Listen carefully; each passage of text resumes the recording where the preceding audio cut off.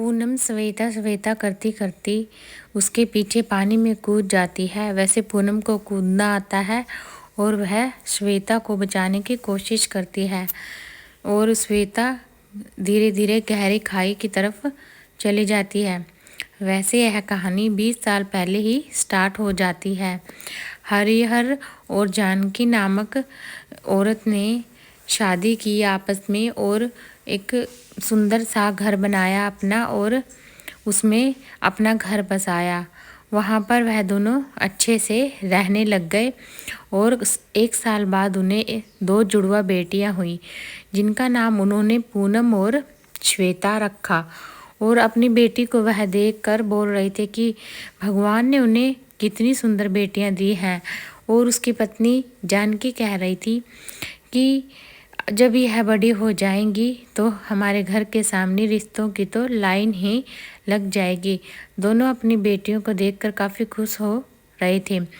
और हरिहर कहता है कि हम अपनी बेटियों का पूरी तरह ख्याल रखेंगे, इन्हें पढ़ाएंगे लिखाएंगे और बहुत ही ज़्यादा इन्हें प्यार करेंगे।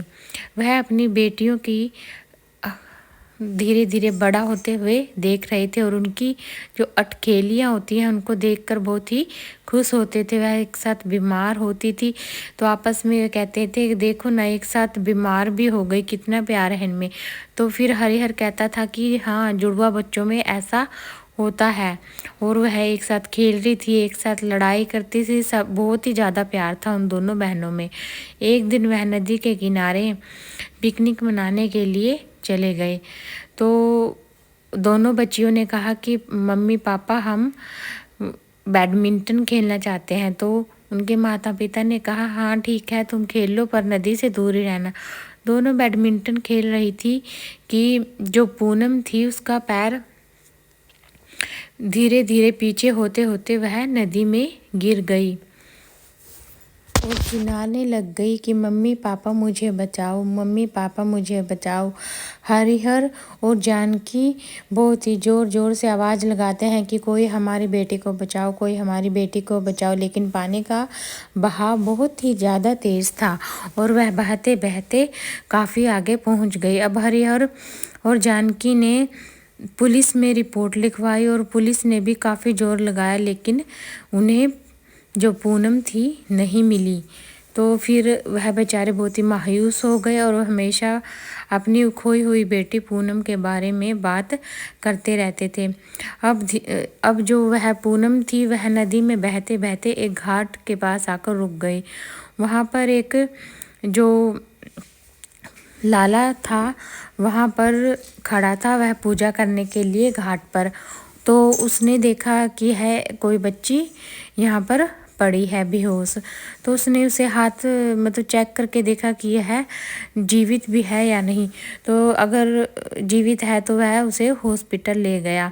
जब डॉक्टर ने हॉस्पिटल में उसका इलाज किया तो डॉक्टर ने जब वह बच्ची होश में आई तो पूछा बेटा तुम कौन हो। तो पूनम को कुछ भी याद नहीं था। तो लाला ने कहा कि मैं इस बच्ची को गोद ले सकता हूँ, जब इसे कुछ याद ही नहीं है तो मैं इसे गोद ले लेता हूँ। मेरे पास बहुत ही धन दौलत है लेकिन मेरे पास कोई बच्चा नहीं है।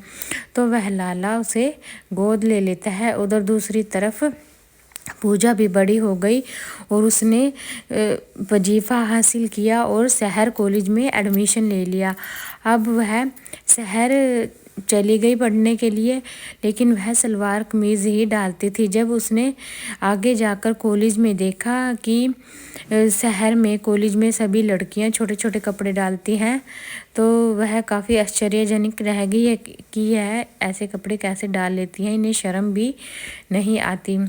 वहाँ पर जाकर उसने श्वेता को देखा और जो श्वेता थी वह उसके साथ बहुत ही बुरा व्यवहार करती थी क्योंकि जो उसके पापा थे वह कॉलेज के ट्रस्टी थे, वह कॉलेज उसी का ही था, उसे कोई कुछ भी नहीं बोल सकता था। तो फर्स्ट दिन ही श्वेता उसे कहती है चलो तुमने मेरे साथ बदतमीजी की है, अब तुम्हें इसकी सज़ा भी भुगतनी पड़ेगी। तो वह उसे बाथरूम साफ़ करवाती है। तो फिर बाथरूम साफ़ करने के बाद जब वह घर वापस मतलब कॉलेज जो हॉस्टल था वहाँ वापस आती है पूजा, तो काफ़ी रोने लगती है कि मेरे साथ क्या हो गया।